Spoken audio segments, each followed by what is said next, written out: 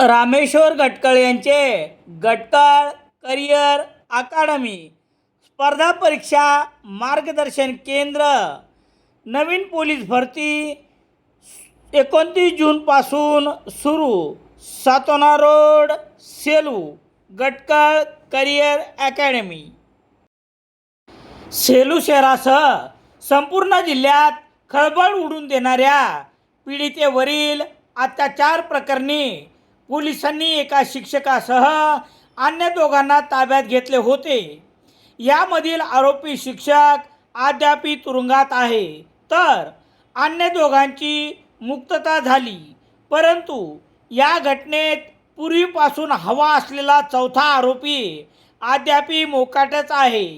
त्यास तात्काळ अटक करून पीडितेला न्याय द्यावा या मागणीसाठी पीडितेचे आजोबा बाबासाहेब राखे वय 65 वर्षे यांनी सोमवार 3 ऑगस्ट 2026 रोजी पोलीस अधीक्षक पंकज कुमावत यांना दिलेल्या निवेदनात केली आहे.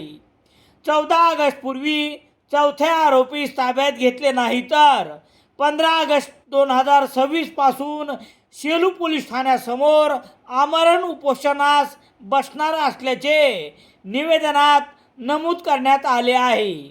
याबाबतची माहिती याप्रमाणे. पीडिता बाबासाहेब राखे यांची नात हिच्यावर अत्याचार प्रकरणी 3 ऑक्टोबर 2025 रोजी शिक्षक संतोष मलसटवार, अर्जुन ठाकूर आणि नितीन परदेशी व अन्य एक यापैकी चौथ्या आरोपीवर गुन्हा रजिस्टर नंबर 488/2026 न्यायालयात आरोपपत्र दाखल असताना तपास करणाऱ्या पोलिसांनी मागील 9 महिन्यापासून चौथ्या आरोपीस पकडले नाही.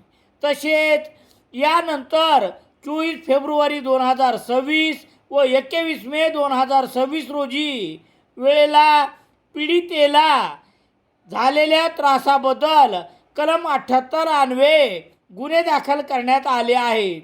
एकंदरीत पीडितेला न्याय देण्यासाठी पोलीस हे प्रकरण गांभीर्याने घेत नसून आणि चौथ्या आरोपीस अटक करण्यात यावे या मागणीसाठी 15 ऑगस्ट 2026 पासून सेलू पोलीस ठाण्यासमोर पीडितेचे आजोबा बाबासाहेब राखे आमरण उपोषण करणार आहेत.